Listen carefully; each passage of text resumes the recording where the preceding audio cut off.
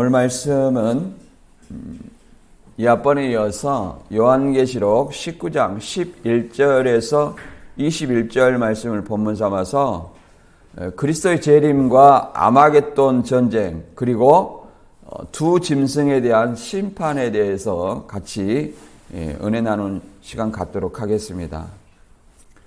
계시록 19장까지 우리가 달려오는데 계시록 6장에 일곱 대접 심판을 통해서 음녀 바벨론의 심판을 하게 되었습니다. 음녀 바벨론의 어떤 심판으로 세 갈래로 만국이 갈라지고 만국의 성들도 무너졌다 이렇게 말하고 있었습니다. 그리고 이 바벨론의 멸망을 17장과 18장에 다시 재조명해 주시고 이제 19장에 바벨론 심판으로 말미암아 이제 하늘에 천상계의 성도들이 하나님께 영광을 돌리는 모습을 봤습니다. 그리고 이제 바벨론 심판으로 말미암아 이제 성도의 피의 신원을 해주시고 어린 양의 혼인 기약이 이르렀기 때문에 거기에 청함을 받은 자가 복이 있다 이렇게 설명하고 있습니다. 그리고 이제 본문에는 백마탄 그리스도께서 그의 군대들과 이제 짐승의 세력과 싸우는 모습이 곧 그리스도의 재림으로 말미암아 아마겟돈의 계시록 16장에 짐승의 세력이 모아놓습니다. 전능하신 이의 큰 날의 전쟁을 위해서 곧 전능하신 이의 큰 날의 전쟁이라는 것은 최후의 전쟁이고 그리스도 강림하실 때 하나님과 대적하기 위해서 그리스도와 대적하기 위해서 모은 짐승의 세력입니다. 이 짐승의 세력을 이제 그리스도의 재림으로 심판으로 불과 유황못에 던지는 내용이 오늘 본문의 내용입니다. 그래서 첫 번째 이 백마탄자의 정체는 무엇인가 누구인가 그 다음에 두 번째는 그리스도의 강림과 하나님의 큰 잔치의 관계는 그 다음에 세 번째 아마겟돈에 여러 세력이 모여 있는데 두 짐승의 심판으로 불과 유황못에 던지는 어떤 그 결과에 대해서 우리가 본문을 통해서 한번 살펴보도록 하겠습니다. 계시록 19장 11절부터 21절 말씀입니다. 한번 같이 읽어보겠습니다.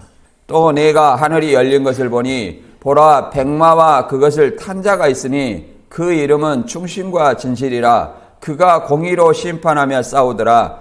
그 눈은 불꽃 같고 그 머리에는 많은 관들이 있고 또 이름 쓴 것이 하나가 있으니 자기밖에 아는 자가 없고 또 그가 피 뿌린 옷을 입었는데 그 이름은 하나님의 말씀이라 칭하더라. 하늘에 있는 군대들이 희고 깨끗한 세마포 옷을 입고 백마를 타고 그를 따르더라. 그의 입에서 이 애리한 검이 나오니 그것으로 만국을 치겠고 친히 그들을 철장으로 다스리며 또 친히 하나님 곧 전능하신 이의 맹렬한 진노의 포도주 틀을 밟겠고 그 옷과 그 다리에 이름 쓴 것이 있으니 만왕의 왕이요 만주의 주라 하였더라.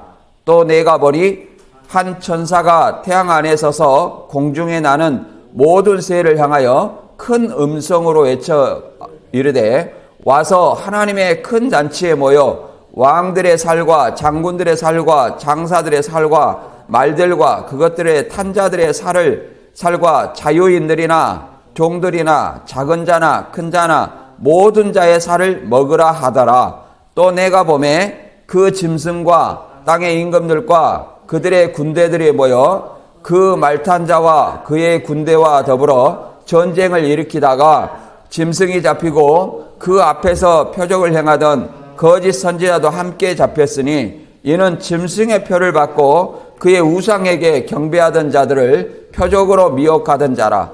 이 둘이 산채로 유황 불붙는 못에 던지고 그 나머지는 말탄 자의 입에로 나오는 검의 죽음에 모든 새가 그들의 살로 배불리더라. 아멘. 이 백마탄 자가 이제 짐승과 싸운다. 그러면 짐승은 어디에 모았어요? 계시록 16장에. 아마겟돈에 모았어요.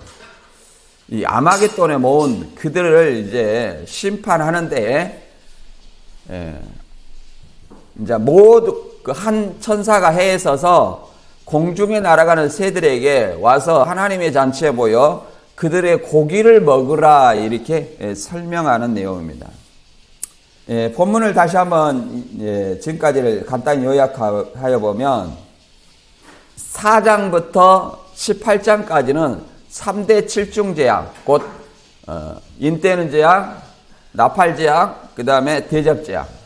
이것이 이제 땅에 거하는 자들, 곧 바벨론, 큰 음녀 바벨론을 심판하는 어떤 모습을 보여왔습니다. 그리고 19장에서 22장 5절까지는 예수님의 재림과 사단의 세력의 심판으로 인한 멸망입니다. 그리고 첫째 부활, 그리고 천년 후 백보자 심판과 그리고 새하늘과 새 땅의 도래에 대한 대종말 사건을 계시하고 있습니다.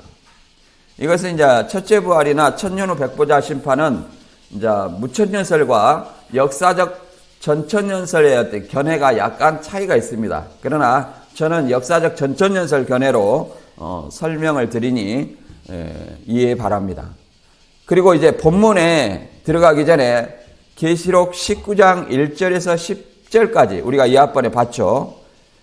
음녀 바벨론의 심판은 음녀 바벨론의 심판으로 천상교회 성도들의 찬양과 곧 계시될 어린 양의 혼인잔치에 대한 찬양을 말하고 있었습니다. 왜 그러냐면 바벨론의 심판이 곧 제단 아래서 순교자들이 하는 어떤 기도의 응답이었습니다.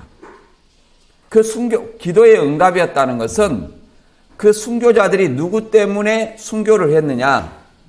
이 땅에 거하는 자들, 곧 큰 음녀 바벨론에 미혹된 자들, 바벨론에 소속된 그들에 의해서 순교의 길을 걸어갔다는 거예요. 요한계시록 당시에는 사도 요한이 있었을 도미티안 황제 시대입니다.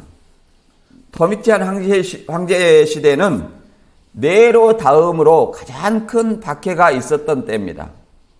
물론 네로도 그리스도인들을 박해했습니다.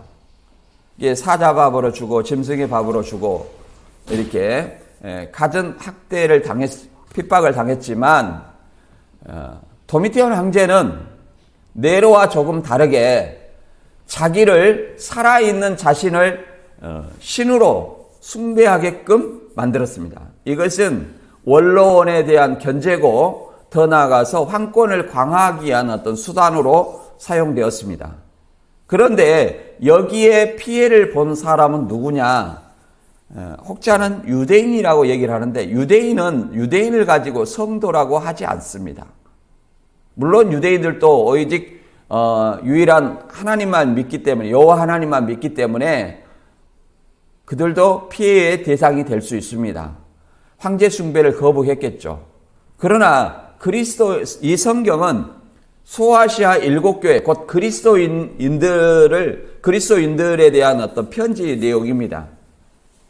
그래서 박해를 받는 그리스도인들에게 보내는 어떤 편지의 내용이에요. 그 박해의 가장 피해자가 누구냐면 그리스도인들이에요. 그래서 황제 숭배를 당하고 있는 황제 숭배를 당하여 말 그대로 순교한 핍박당한 그리스도인들에게 소망을 주기 위한 어떤 편지라는 사실을 다시 한번 우리는 상기해야 됩니다. 그래서 이 말은 유대인에게 하는 말이 아니라 소아시아 7개의 황제 숭배를 통해 박해를 당하는 그리스도인들에게 주는 메시지다 이렇게 이해를 해야 됩니다. 그리고 본문 이제 11절부터 20절까지는 이제 16장에서 아마겟돈으로 짐승의 세력을 모았어요. 자, 용의 입과 짐승의 입과 거짓 선지자들이 이제 세상 왕들, 전 세계에 모이는 모든 세상, 자기들의 소속이겠죠. 그들을 아마겟돈으로 모은다는 것은 예루살렘 근처에 있는 아마겟돈 조그만 언덕으로 모은다는 것이 아니라 사단의 세력의 결집을 얘기합니다. 곧 불신자들이 마지막 때가 될수록 더 악이 성행하고 결집하는 것을 얘기를 하는 겁니다. 다시 말해서 세상이 악해질 것을 설명하는 거예요. 이 세상이 악해지고 더 날뛰는 것은 하나님에 대한 대적으로 비춰지는 것입니다. 그리하여서 이것은 언제 끝나냐? 최후의 전쟁, 곧 그리스도의 재림으로 전쟁으로 묘사되어 있지만 그리스도의 이미 승리로 결정이 난 거예요. 그리스도가 재림하면 그 아마겟돈에 모인 누가? 짐승의 세력, 하나님을 대적하고자 하는 짐승의 세력, 사단의 세력이 심판받아 불못에 처하는 그런 어떤 결과를 가져옵니다. 그러나 신천지는 이것을 19장을 어떻게 이해하냐 이렇게 이해를 합니다. 18장까지는 계시록 16장에서 18장까지는 84년 3월 14일 날 신천지가 창립되어서 그 신천지인들이 7대접이다. 그 7대접으로 바벨론이 된 첫 장막이 아마겟돈이며 그들을 7년간 심판했다. 그리고 91년 3월 14일 날 혼인잔치가 베풀어졌다. 그러니 신천지인들은 이미 잔치집에 들어와 있는 사람이다. 신랑이 거기 왔다는 거예요. 이게 84년 3월 14일 날 신랑이 왔죠. 그 다음에 91년 3월 14일 날 신랑이 왔죠. 그러니까 마태 25장에 열처녀들이 신랑을 맞으러 나갈 필요가 없어요. 심지어 말을 어떻게 바꾸냐면 등과 기름을 준비하지 않냐면 여기서 쫓아낸다. 잔치집에서 쫓아낸다. 이렇게 말하는데 성경을 왜곡하는 것입니다. 어디에 잔치집에서 쫓아낸다는 말이 있습니까? 마태 25장에는 잔치집에 들어간 자와 들어가지 못한 자, 예수님을 신랑을 맞이한 자와 맞이하지 못한 자가 있을 뿐입니다. 이미 예수님이 이만희 씨에게 84년 3월 14일 날에 임했고 또 91년 3월 14일에 재림 때 신랑으로 왔다고 이렇게 홍보하면서도 다시 한번 또 온다고 얘기를 합니다. 그러면 재림, 삼림, 사림 몇 번 온다는 거예요, 예수님이. 그리고 예수님이 왔는데 왜 예수님을 기다린다고 얘기를 하냐 이 말이에요. 이렇게 얘기하는 것은 성경을 왜곡하는 것이고 그렇게 말하는 것 자체가 적그리스도의 행위라는 사실을 우리는 알아야 됩니다. 그리고 여기에서 이제 어린 양의 혼인잔치를 베풀어 놓고 아마겟돈에 모인 짐승의 세력을 그리스도의 재림으로 이제 심판하는데 그것을 아마겟돈 전쟁으로 묘사하는 겁니다. 아마겟돈 전쟁으로 묘사하는 거예요. 신천지는 이 아마겟돈을 전쟁터다. 그러니 첫 장막이든 신천지든 거룩한 성이든 상관이 없다 그러는데 이 아마겟돈에 모인 세력이 뭐냐면은 짐승의 세력, 사단의 세력이라는 거예요. 그러면 신천지라는 것은 신천지가 아마겟돈이라면 신천지에 짐승의 세력을 모아놨다. 이런 말이 되는 거예요. 그리고 그리스도의 재림으로 이 아마겟돈에 모인 짐승의 세력을 다 불과 유황못에 던진다는 내용이 나옵니다. 19장에는. 그러므로 신천지에 있는 사람들은 그리스도의 재림으로 이미 불과 유황못에 이미 이 심판을 받은 존재여야 된다. 그러나 그런 내용입니까? 그런 내용이 아니라는 사실을 알아야 돼요. 여기서 어린 양의 혼인잔치는 대적의 심판이요.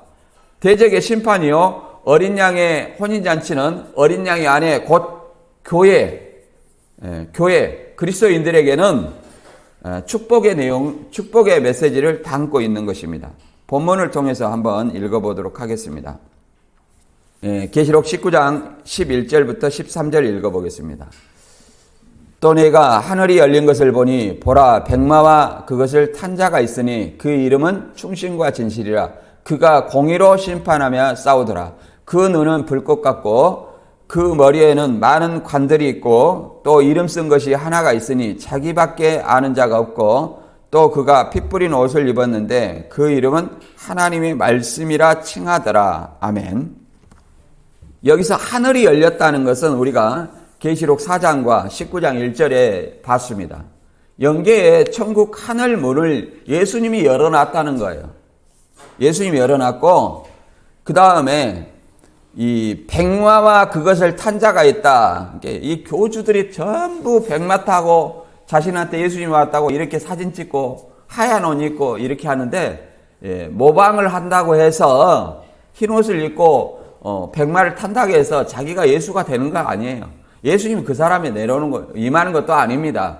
예수님은 누가복음 21장 34절 이하에 나와 있는 것처럼 이 날은 온 지구촌의 모든 사람에게 임하리라. 모든 사람에게 임한다는 거예요. 감람산에만 오는 건 아니에요. 감람산은 그건 하나의 대적을 심판하겠다는 상징입니다. 감람산이라는 것은 예루살렘을 공격하기 위해서 대적들이 거기에 집결하는 장소예요. 그 스가랴 14장에도 하나님이 그 감람산에 임해서 대적을 심판할 때 거기서 피할 자가 있다 이렇게 설명하고 있는 내용입니다. 이걸 오해해서는 안 돼요. 그리고 이 백마 탄 자가 예수님이라 하니까 계시록의 6장의 백마 탄 자를 뭐 예수님이다 또는 적그리스도와 얘기를 하는데 우리가 계시록 6장을 통해서 본 바 뭐라고 그랬습니까? 어린 양은 될 수 없어요. 왜? 어린 양이 인을 떼니까 백마 탄 자가 나오는 거예요. 네 생물 중에 하나가 오라 그러니까 백마 탄 자가 나오는 거예요. 이게 백마가 따로 있고 탄 자가 따로 있고 이렇게 하는 거 아니에요. 예를 들어 전쟁을 할 때 사람이 그냥 가서 싸우는 것이 아니라 말 타고 싸우는 이런 어떤 모습을 설명해 주는 겁니다. 이것을 뭐예요? 스가랴 6장에 보니까 하늘의 네 바람, 네 천사들을 이렇게 심판하는 모습으로 설명을 해주고 있는 겁니다. 그래 어린 양도 아니고 저 그리스도도 아닙니다. 네 천사의 명령을 받은 심판하는 네 바람이라고 설명을 하고 있습니다. 그리고 이 백마 탄 자 이름이 충신과 진실이라 이렇게 얘기를 하는 것은 충신이라는 것은 피스토스입니다. 헬라어로 피스토스인데 충성스러운 말이고 진실이라는 것은 아레디노스로 참된이란 뜻입니다. 우리가 계시록 1장 5절에도 충성된 증인 예수님을 이렇게 말했고 그 다음에 계시록 3장 14절에도 충성되고 참된 증인이다 이렇게 예수님을 이렇게 표현하고 있는 거예요. 그리고 그가 공의로 심판하며 싸우더라. 신천지는 장막성전을 갖고 자꾸 대상으로 얘기하는데 이 공의로 심판하며 싸운다는 것은 그의 행한 대로 갚아주는 어떤 얘기고 사도행전 17장 30절 이하에서는 이렇게 말합니다. 알지 못하던 시대에는 하나님이 간과하셨거냐 이제는 어디든지 사람을 다 명하사 회개하라 하셨으니 이는 정하신 사람으로 하여금 천하를 공의로 심판할 날을 작정하시고 이에 그를 죽은 자 가운데서 다시 살리신 것으로 모든 사람에게 믿을 만한 증거를 주셨음이니라 하니라.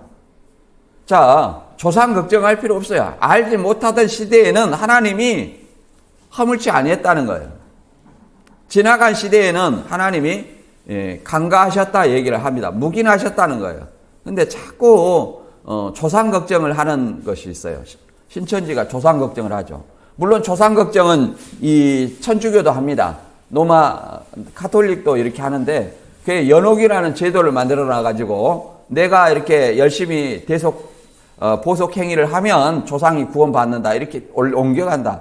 이게 신천지도 이와 비슷한 사상을 가지고 있어요. 이거는 성경이 아닙니다. 사람에게 한 번 죽는 건 정하신 이치요. 그 후에는 뭐가 있어요? 심판만이 남아있다는 거예요. 심판. 이걸 우리가 좀 이해를 해야 돼요. 그리고 더 나아가서 그 눈이 불꽃 같고 그 머리에는 많은 관들이 있는데 이 말은 예수님의 모습을 설명하는데 예수님이 마지막에 누구와 이 아마겟돈에 모인 그들의 짐승의 세력, 사단의 세력과 전쟁하기 위한 하나님의 예수님의 위험의 모습을 전쟁으로 나가는 위험의 모습을 이렇게 설명하는 것입니다. 그리고 이름 쓴 것이 하나가 있으니 자기밖에 아는 자가 없고, 자, 이것은 예수님 밖에 모른다는 겁니다. 예수님 밖에 모른다. 충신과 진실이 이름이 아니라 예수님 밖에는 모른다. 자, 예수님 밖에 모른다. 우리가 유대인들은 뭐라고 하냐면 여호와라는 이름을 감히 부르지도 못하고 어떻게 했습니까? 그거 하나 쓰기 위해서 목욕 제기하고 옷을 새로 갈아입고 새로운 붓을 꺼내서 그 이름 하나 쓰고 이름을 부를 때는 여호와라고 부르지 아니하고 아도나이, 주님이라고 불렀습니다. 그리고 그 붓을 꺾고 새로운 붓으로 다시 그 성경을 써 내려갔던 거예요. 그런 것처럼 이 여호와라는 이름, 또 야훼라는 이름, 이런 이름은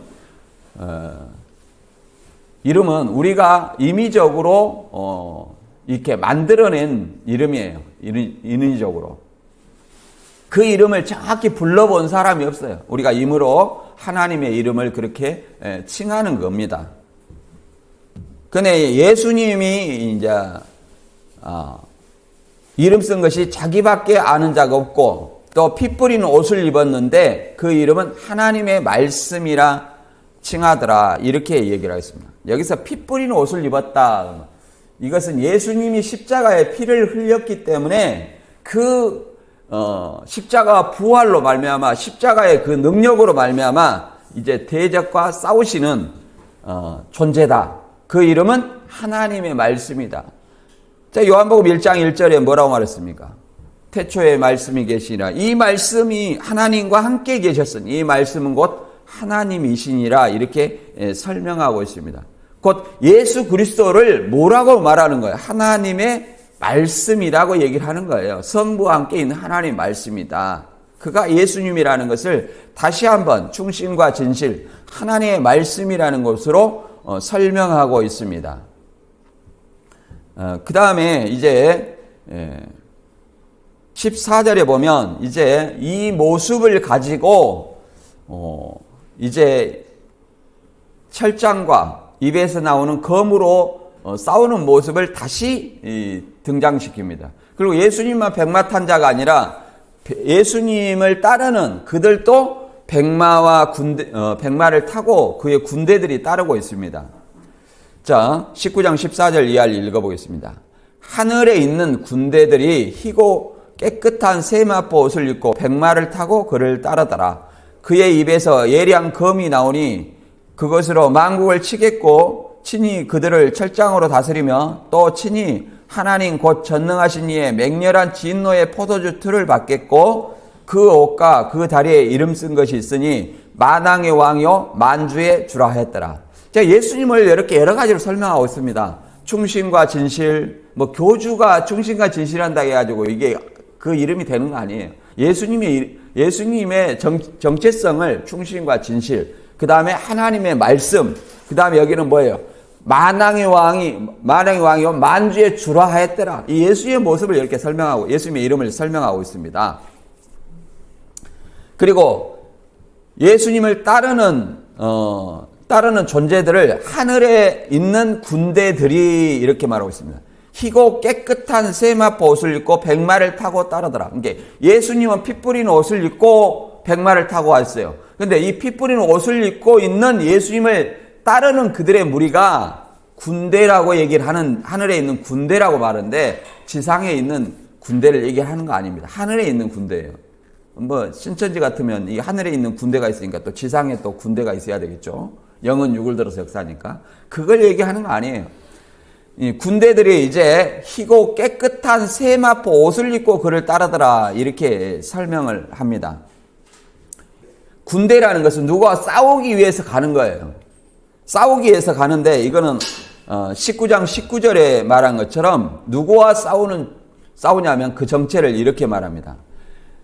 내가 보면 그 짐승과 땅의 임금들과 그의 군대들이 모여 그 말탄 자와 그의 군대로 더불어 전쟁을 일으키다가, 그러니까 지금 마치 아마겟돈에 모여 있는 짐승의 세력과 또 예수님과 그의 군대들이 싸우는 모습을 설명하고 있는 겁니다. 이것이 계시록 16장에 아마겟돈으로 짐승의 세력, 세상 왕들을 모았죠. 세상 왕들을 모았는데 그들의 세력을 모은 겁니다. 이게 군대예요. 짐승의 군대예요. 그의 군대와 예수님, 피 뿌린 옷을 입은 예수님과 그의 군대들이 이제 전쟁을 합니다. 이게 전쟁이 뭐예요? 예수 그리스도의 재림으로 싸우는 모습을 이렇게 아마겟돈 전쟁으로 묘사하는 겁니다. 우리가 이 아마겟돈 전쟁하면 지구 종말의 날 아마겟돈 해갖고 이런 영화 저도 많이 봤어요. 야, 그래서 저는 이제 막연히 이렇게 생각했습니다. 야, 이제 아마겟돈 전쟁하면 지구는 끝장나는구나. 이제 이런 어떤 생각을 많이 했었어요. 그러나 여기서 보니까 예수님의 재림이 곧 아마겟돈 전쟁의 승리예요. 예수님의 재림이 곧 그 짐승의 세력을 심판하는 거예요. 그것이 어린 양의 혼인잔치예요. 그리고 뭘로 싸우냐? 자, 입에서 이한 검이 나오고 또 철장으로 다스린다는 거예요. 그럼 입에서 나오는 검은 뭘까요? 말 그대로 계시록 1장 16절에도 입에서 좌우의 날성검이 나온다고 이렇게 얘기하고, 데살로니가 후서 2장 8절에도 예수님이 재림할 때 뭐라고 그랬냐면 입의 기운으로 그 불법자들을 죽인다는 거예요. 그때의 불법한 자가 나타나리니 주 예수께서 그의 입의 기운으로 그를 죽이시고 강림하여 나타나심으로 패하시리라. 입에서 뭐 칼이 나오는 그걸 얘기하는 것입니다. 입에서 나오는 어떤 기운, 이걸로 죽인다는 거예요. 그럼 뭡니까? 하나님의 말씀, 복음으로 그들을 심판한다는 거예요. 복음대로. 그리고 철장도 뭐예요? 철장도 만국을 다스리는 권세, 쇠지팡인데 이 쇠지팡이 뭐예요? 예수님이 아버지께 받아서 이기는 성도에게 준다고 말하고 있습니다. 그러니 말 그대로 예수님이 줬으니까 예수님이 없다 그런 건 아니에요. 여기 보면 예수님이 입에서 여전히 입에서 칼이 나오고 또 예수님이 여전히 철장으로 가지고 그들을 다스린다고 얘기를 하죠. 그럼 뭐 받은 이긴 성도도 같이 거기에 존재하고 있다. 누구를 얘기하냐면 하늘의 군대는 승리한 천상교회 성도다. 왜 그러냐면 철장을 받고 그를 따르고 있어요. 또 무엇을 입었냐면 흰옷을 입었다는 거예요. 흰옷을 입었다는 것은 이기는 자에게, 계시록 3장 4절에 이기는 자에게 뭘 입혀줘요? 흰옷을 입혀준다고 했죠. 그렇기 때문에 이들이 순교한 천상교회 성도다. 죽은 천상교회 성도다. 더 나아가서 흰옷을 입은 존재들이 누굽니까? 이 천사들도 천군이라고 말합니다. 그래서 이들의 연합군을 상징한다. 이렇게 볼 수 있습니다. 그들이 이제 철장으로 다스리며 친히 하나님의 전능하신 이의 맹렬한 진노의 포도주 틀을 밟겠고, 이제 밟는다는 건 심판이에요. 포도주 틀이라는 것은 뭐냐? 이 포도주 틀이 바벨론이고, 뭐 포도가 뭐 들포도 같아 배도자고 뭐 이런 어떤 내용이 아니에요. 뭘 얘기하냐면 계시록 14장 19절과 20절에 보면 14장에는 그러잖아요. 곡식은 믿는 성도고 들포도는 뭐예요? 불신자를 상징해요. 바벨론에 소속된 불신자. 그래서 14장 19절에는 이렇게 말합니다. 천사가 낫을 땅에 휘둘러 땅에 포도를 거두어 하나님의 진노의 큰 포도주 틀에 던짐에, 여기서 포도 틀이 나오죠? 뭘 던졌어요 거기다가? 포도주 틀이니까 포도를 던지죠. 그래서 성 밖에서 그 틀이 밟히니 틀에서 피가 나서 말 굴레까지 닿았고 1600 스다리온에 퍼졌더라. 이렇게 얘기를 합니다. 하나님의 진노, 음행의 포도주를 마신 그들을, 곧 미혹된 불신자들을 뭐라고 말합니까? 포도로 말하고 그 포도를 어디에 포도틀에 놓고 밟은 것처럼 하나님의 심판을 그렇게 묘사하는 거예요. 그 묘사에 그들이 어떤 그 피가 말굴라는 것은 말 입에 채우는 것이 말굴레입니다. 그 굴레는 뭐 말 키가 한 1.5m 정도 되니까 1.5m 정도의 약 1600 스타디온이라는 것은 296m 정도 6km 정도 됩니다. 그러니까 뭐 말 그대로 그 정도의 어떤 어마어마한 강이 이르렀다는 거예요. 이것은 불신자의 어떤 전 세상에 퍼진 말세의 전 세상의 심판을 두고 설명하는 것입니다. 그 다음에 이제 17절에 보면, 이제 그 짐승을 심판했고 이들의 고기를 먹으라는 것이 뭐예요? 하나님의 큰 잔치라고 설명합니다. 여기서는 이제 한 천사가 태양 안에서 자리를 잡아가지고 공중에 나는 모든 새에게 하나님의 큰 잔치에 초청해가지고 고기를 먹으라 이렇게 설명하는 내용입니다. 그러니까 이 하나님의 잔치는 대적자에게는 심판과 저주요, 하나님의 백성에게는 어린 양의 아내 곧 신부 곧 교회 그리스도인들에게는 뭐냐면은 축복의 선언입니다. 축복의 선언이에요. 예로 19장 17절 보면 또 내가 보니 한 천사가 태양 안에 서서 공중에 나는 새를 향하여 큰 음성으로 외쳐 이르되 와서 하나님의 큰 잔치에 모여 왕들의 살과 장군들의 살과 장사들의 살과 말들과 그것을 탄 자들의 살과 자연들이나 종들이나 작은 자나 큰 자나 모든 자의 살을 먹으라 하더라. 또 내가 보매 그 짐승과 땅의 임금들과 그의 군대들이 모여 그 말탄 자와 그의 군대와 더불어 전쟁을 일으키다가 이렇게 얘기를 하고 있습니다. 이제 17장은 뭐 한 천사가 태양 안에 서서 목자가 이렇게 말을 한다 이 얘기가 아니에요. 태양이라는 것은 언제 등장합니까? 낮에 등장하죠. 그래서 낮에 천사가 선포하는 거예요. 승리를 선포하는 겁니다. 그러면 우리가 살을 먹을 때는 뭐예요? 이미 그들은 죽은 자라는 거예요. 죽은 자. 그래서 죽은 곳에는 누가 날아들어요? 독수리가 날아들죠. 그래서 새가 이제 이렇게 뭐예요? 그 고기를 죽은 자의 시체를 쪼아 먹잖아요. 곧 그리스도의 승리를 선언하는 것입니다. 그리스도의 승리. 그리스도의 승리가 뭐예요? 이제 잔치처럼 하나님의 잔치예요. 그게 여기서 말 그대로 왕들의 살과 장군들의 살과 뭐 말들과 그 탄자들의 살을 다 먹으라 이런 어떤 말들은 어디에서 보았습니까? 계시록 13장 15절에는 뭐 14절부터 읽어보면 뭐라고 합니까? 작은 자나 큰 자나 모든 자에게 누구 표를? 짐승의 표를 한다고 하잖아요. 그 표받은 자, 짐승의 표받은 자, 666. 예. 666 표받은 자들을 뭐예요?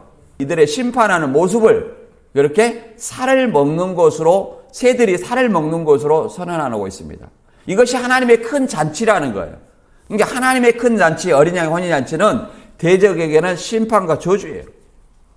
어린 양의 혼인 잔치는 그리스도인들에게는 축복입니다. 청함을 받은 자는 복이 있다 이렇게 설명하고 있잖아요. 그리고 19절에 또 내가 보매 짐승과 땅의 임금들과 그의 군대들이 모여 말탄 자와 그의 군대로 더불어 전쟁을 일으키다가 이것이 뭐예요? 계시록 16장에서 이제 짐승의 세력, 사단의 세력을 모았죠. 어떻게 모았냐? 계시록 16장 13절에 또 내가 보매 개구리 같은 새 더러운 영이 용의 입과 짐승의 입과 거짓 선지자의 입에서 나오니 이거이 뭐예요? 사단의 삼위일체입니다. 용과 짐승과 거짓 선지자. 계시록 12장에도 붉은 용에게 7머리와 10뿔이 있다 그러니까 거기도 장막성제다 이렇게 얘기를 하는데 이 지상이다, 지상의 장막성제다 이렇게 얘기하는데 붉은 용 사단에게 뭐 있다는 거예요? 짐승의 7머리가 소속돼 있다 이 말이에요. 사단의 소속 7머리 10뿔이 누구의 소속? 용의 소속이라는 것을 알려주고 있는 내용이에요. 그래서 땅으로 내어 쫓기니까 바다에서 7머리 10뿔 짐승이 나오잖아요. 자기의 소속이, 자기 하수인. 그걸 설명하고 있는 것이지 계시록 12장이 이 지상의 얘기를 얘기하는 거 아니에요. 영계의 일을 얘기하는 겁니다. 이 사단의 어떤 더러운 영, 용, 짐승, 거짓 선지자가 그 입에서 나오는데 귀신의 영이라 온 천하 왕들에게 가서 하나님 곧 전능하신 이의 큰 날에 있을 전쟁을 위하여 그들을 모으더라. 여기서 온 천하 왕들은 누구예요? 바벨론 왕들이고 세상의 왕들입니다. 다 누구예요? 귀신의 소속이다. 사단 곧 짐승과 거짓 선지자. 이 사단의 소속이다. 짐승의 세력을 모으는 거예요, 이제. 그래서 전능하신 이의 큰 날이라는 것은 큰 날의 전쟁을 위해 모은다 하잖아요.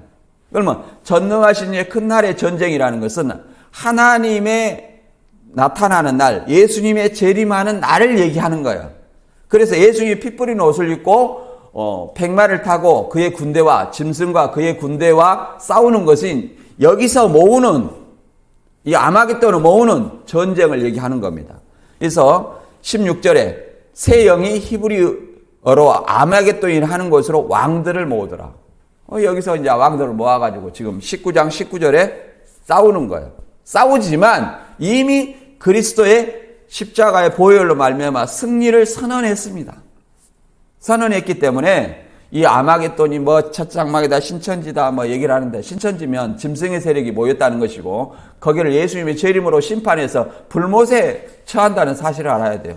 이 말의 뜻을 모르고 그냥 아무거나 그 흉내를 모방을 하니까 이 엉터리 우리는 심판받을 곳에 있고 우리는 짐승이고 우리는 예수님이 재림하면 심판받아 불못에 들어가는 존재다. 이걸 홍보하고 있는 내용밖에 안 됩니다. 그 내용을 한번 보도록 하겠습니다. 19장 20절에 짐승이 잡히고 그 앞에서 표적을 행하던 거짓 선지자도 함께 잡혔으니 이는 짐승의 표를 받고 그 우상에게 경배하던 자들을 표적으로 미혹하던 자라. 이 둘이 산채로 유황 불붙는 못에 던지우고 그 나머지는 말탄 자 입으로 나오는 검의 죽음에 모든 새가 그들의 살로 배불리우더라. 이렇게 말하고 있습니다. 여기서 보면은 예수님의 재림으로 짐승과 거짓 선지자가 잡혔어요. 그래 어디에 던졌어요? 이 미혹자인데 불못에 던졌다는 겁니다. 그리고 그 나머지도 검에 죽어가지고 공중에 나는 새가 모든 그 살을 먹었다는 것은 이제 불신자들의 심판을 이렇게 동일하게 상정하고 있습니다. 불신자들도 마찬가지로 불못에 던지는 거예요. 두 사람만 던지는 것이 아니라 이 두 사람은, 짐승과 거짓 선지자는 당시에는, 사도 요한 당시는 도미티안 황제, 자기를 하나님으로 숭배하게 하는 이 적그리스도를 상징하고, 더 나아가서 이 적그리스도를 하나님이라고 경배하게 하고 숭배하게 하는 그 존재, 그 당시에는 도미티안 황제 신전의 제사장을 의미합니다. 그를 거짓 선지자라고 말하는 거예요. 왜 거짓 선지자냐? 하나님이 아닌 존재를 숭배하게 하니까 거짓 선지자라고 말하는 거예요. 오늘날로 말하면 적그리스도와 거짓 선지자를 대표하는 것입니다. 누가 적그리스도냐? 하나님이 아닌 존재인데 자기를 구원자라고, 메시아라고, 약속의 목자라고 구원자를 사칭하는 그런 교주들이 적그리스도예요. 그 교주들을 자꾸 구원자라고 홍보하는 존재들이 누구예요? 거짓 선지자라는 사실을 알아야 됩니다. 그들이 멸망자예요. 그들이 다른 존재가 멸망자가 아니라 그들이 배도자고 그들이 멸망자예요. 그걸 모르고 그냥 떠들고 있으니 참 너무 한심하고 불쌍하기 그지없습니다. 그래서 이 예수님의 재림하면 어떤 현상이 있냐? 자, 용을 잡고 그 다음에 두 짐승, 그잖아요. 적그리스도와 거짓 선지자를 잡습니다. 그래서 용은 1000년 동안 미혹하지 못하도록 잡는 거예요. 그리고 두 짐승은 이 땅에서 어떤 겁니까? 이 땅에서 성도들을 핍박하고 미혹하는 존재를 설명하고 있는 내용입니다. 그래서 이렇게 얘기하잖아요. 계시록 14장 10절 이하에 보면 그도 하나님의 진노의 포도주를 마시리니 그 진노의 잔에 섞인 것이 없이 부은 포도주라. 거룩한 천사들과 어린 양 앞에서 불광 유황으로 고난을 받으리니. 그러면 여기서 하나님의 진노의 포도주를 마시는 자는 하나님의 심판을 받는다는 거예요. 불과 유황의 심판을 받는다는 거예요. 그들이 어떤 존재냐? 자, 그 고난의 연기가 세세토록 올라가리로다. 짐승과 그의 우상에 경배하고 그 이름의 표를 받는 자는 누구든지 밤낮 쉼을 얻지 못하리라. 어떤 존재예요? 짐승과 그의 우상에 경배하는 자. 경배라는 단어는 누구한테 쓰냐면은 하나님에게만 쓰는 단어예요. 사도 요한이 천사에게 경배하려고 하니까 오직 하나님께만 경배해라 이렇게 말했습니다. 예수님도 예수님을 시험할 때 마귀가 나한테 경배하면 온 천하 만국을 너한테 주겠다 그러니까 뭐라고 그랬습니까? 다만 하나님께 경배하고 그를 섬기라 이렇게 얘기를 했습니다. 경배의 대상은 누구라는 거예요? 하나님뿐이라는 거예요. 오로지 하나님인데 하나님이 아닌 존재, 사람을 그 당시에는 도미티안 황제를 하나님으로 고백하겠어요. 도미니우스 데우스, 주와 하나님으로 이렇게 고백하게 했다 이 말이에요. 오늘날엔 뭡니까?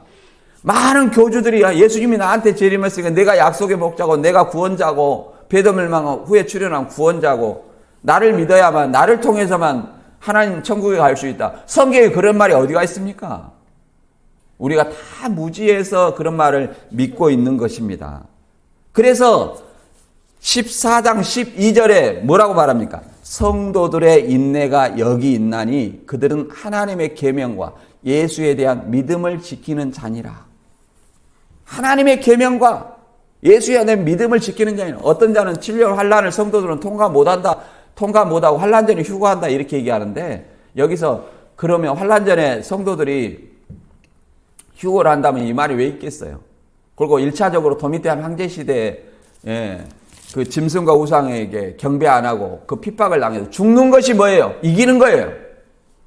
환난을 내 죽는 것이 뭐라고요? 이기는 거다. 그들이 왜 죽는 거 이기는 거냐면 하나님의 계명, 다른 신 숭배하지 말라, 나 외에는 다른 신을 숭배하지 말라, 그 다음에 우상을 숭배하지 말라. 이거예요, 뭐예요? 이게 계명을 지켰다는 거예요. 그리고 예수에 대한 믿음이 뭐예요?